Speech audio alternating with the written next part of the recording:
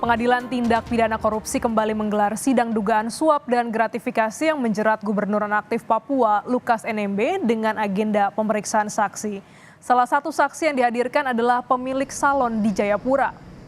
Ada 3 orang saksi yang dihadirkan jaksa penuntut umum hari ini. Mereka adalah Direktur PT Indo Papua, Direktur Utama PT Laut Timur Papua, dan seorang pemilik salon. Keterangan para saksi ditujukan untuk membongkar transaksi sejumlah kebutuhan Lukas NMB. Dalam perkara ini, Gubernur Nonaktif Papua Lukas NMB didakwa telah menerima suap dengan total 45,8 miliar rupiah dan gratifikasi senilai 1 miliar rupiah. Selain suap dan gratifikasi, Lukas NMB juga dijerat dengan kasus dugaan tindak pidana pencucian uang. Untuk kasus TPPU saat ini masih tahap penyidikan di KPK. Belakangan, KPK juga menyebut NMB akan dijerat dengan dugaan korupsi penyalahgunaan dana operasional gubernur. Untuk informasi selengkapnya, langsung kita sapa jurnalis Kompas TV, Masni Rahmawati di Pengadilan Tipikor Jakarta. Selamat siang, Masni. Jadi apa kaitan para saksi yang dihadirkan jaksa pada siang hari ini dengan terdakwa Lukas NMB?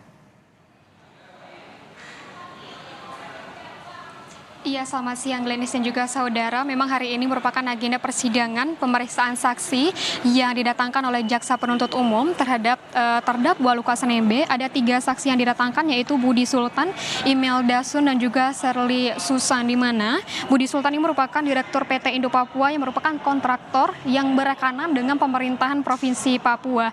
Dan juga untuk Imelda Sun ini merupakan pemilik salon, dan juga Sherly Susan merupakan Direktur dari PT Laut Timur Papua. Mereka ini memiliki keterkaitan, di mana tadi untuk Sherly Susan sendiri mengaku bahwa mereka ini berkenalan, di mana mereka berkenalan di salon miliknya Imelda Sun ini.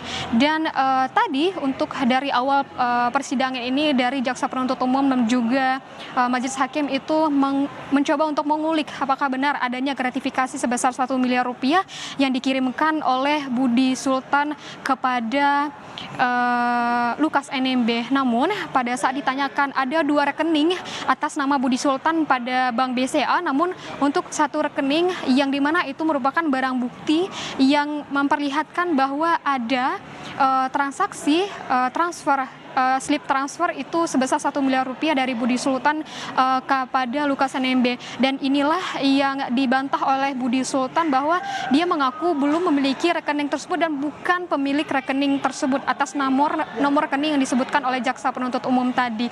Dan juga untuk dari Budi Sultan sendiri juga mengaku pernah melakukan transfer sebesar 1 miliar rupiah kepada Sherly Susan, di mana waktu itu Sherly Susan itu meminta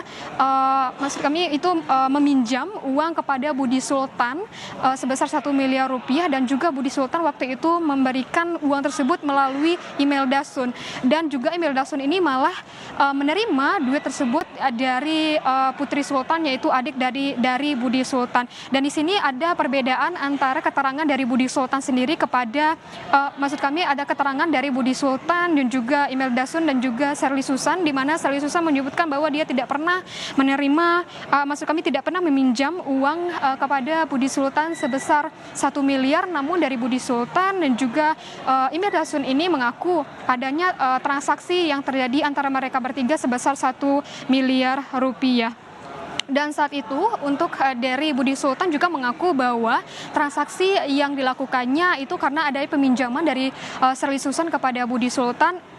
Dari Budi Sultan ini mengaku mengetahui bahwa dari yang dia ketahui Sherly Susan ini meminjam uang kepada Budi Sultan sebesar 1 miliar rupiah ini karena untuk adanya acara bakar batu untuk Gubernur Nonaktif Lukas NMB, yaitu acara untuk pelantikan Lukas NMB setelah terpilih menjadi Gubernur Papua pada periode pertamanya. Namun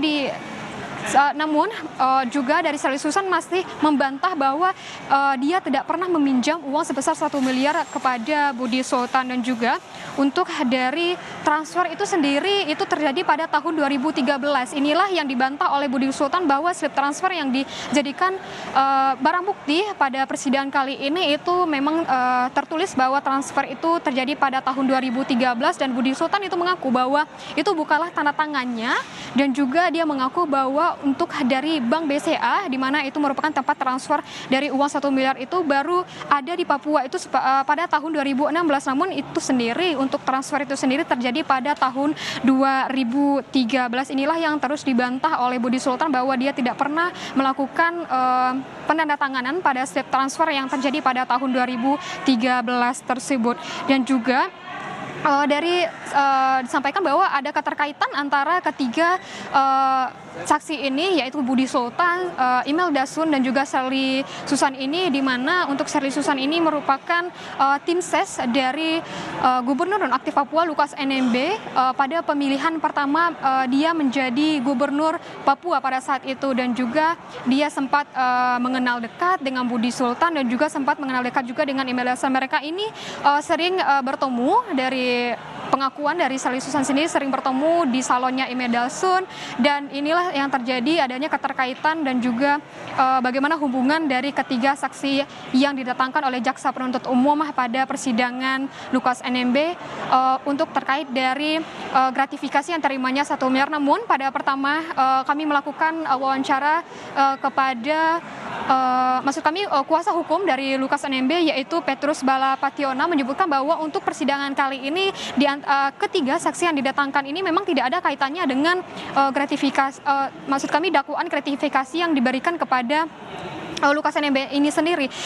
Dan dari Petrus Balapationa menyebutkan memang tidak ada keterkaitannya dari ketiga saksi ini yang dihadirkan oleh jaksa penuntut umum. Namun hingga saat ini persidangan masih berlangsung, dan juga nanti kita akan nantikan apakah hasil dari persidangan kali ini apakah benar ada dari saksi ini yang berbohong. Namun tadi sempat juga dari hakim menyebutkan bahwa karena adanya perbedaan keterangan dari ketiga saksi ini, baik dari Budi Sultan, dari Imelda Sun, dan juga Sherly Susan ini, bahwa tadi hakim sempat menyebutkan bahwa kemungkinan ada dari salah satu dari ketiga dari saksi ini yang berbohong di persidangan. Namun kita akan tetap nantikan bagaimana berlanjutnya persidangan kali ini dan bagaimana hasil dari persidangan pemeriksaan saksi yang dihadirkan oleh jaksa penuntut umum terhadap terdakwa Lukas NMB. Glenis. Terima kasih jurnalis Kompas TV Masni Rahmawati langsung dari Pengadilan Tipikor Jakarta.